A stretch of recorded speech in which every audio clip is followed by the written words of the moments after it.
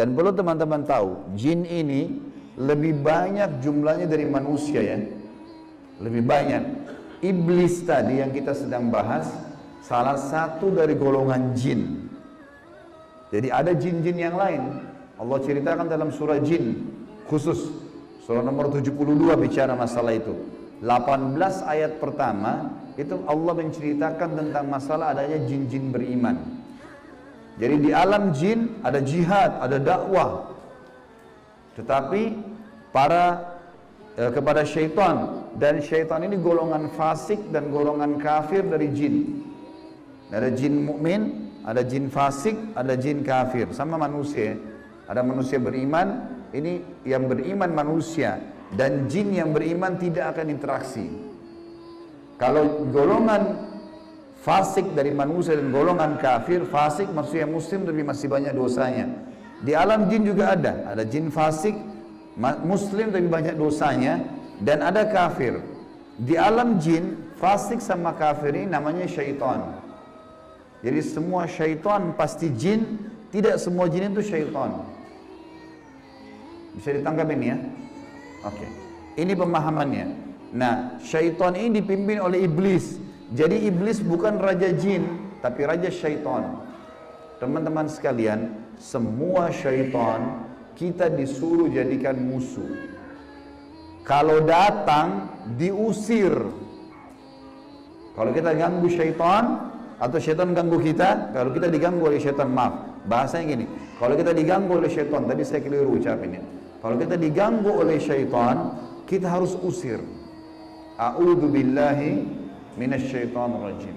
Mulai ada malas ibadah, mau buat dosa, mau buat zina, a'udzubillahi minasyaitonir rajim. Syaitan lagi datang nih godain. Saya berlindung kepada Allah dari syaitan yang rajim. Rajim itu dirajam, teman-teman. Jadi kalau bahasa Indonesia terjemahan terkutuk itu sebenarnya kurang tepat itu. Tepatnya rajim itu adalah dirajam. Rajam itu malaikat ambil panah api, dipanahin dia. Jadi kalau kita diganggu oleh syaitan, kita bilang a'udzubillahi minasyaitonir rajim. Itu Allah datangkan malaikat bunuh syaitan itu yang sedang goda kita. Dirajam dia, dilempar dengan panah-panah api. Seperti Allah bilang dalam surah Al-Mulk, wa ja'alnaha rujuman lisyayatin. Dan kami jadikan bintang-bintang itu sebagai panah-panah untuk mematikan syaitan-syaitan.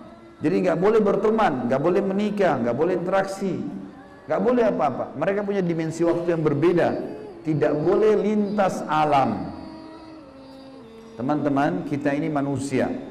Manusia sudah Allah ciptakan makanan kita. Makanan kita inilah daging, ini ayam, ada sayur-sayuran, ada buah-buahan yang kelihatan depan mata. Yang manusia bisa cocok tanam, bisa ternak, itu makanan kita. Inilah kita, inilah baju kita. Inilah penglihatan kita yang kita bisa lihat. Inilah bangunan rumah kita dan masjid kita. Ini alam kita, teman-teman.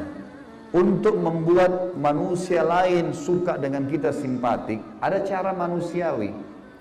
Ya, punya pintar dalam berbicara, punya prestasi dunia, berpendidikan kah, kaya kah, suka membantu kah, ada caranya. Jangan pindah lintas alam nih. Orang-orang yang jadi dukun, jadi peramal, jadi penyamun, ini lintas alam. Dia pergi ke jin-jin itu, minta tolong. Dan ini tidak boleh. Pindah ke alam mereka tidak boleh. Dilarang sama Allah. Kalau kita pindah ke alam mereka, kita akan ditipu nanti. Kalau jin beriman, tidak akan kerjasama sama manusia. Tapi syaitan ini kerjasama sama manusia.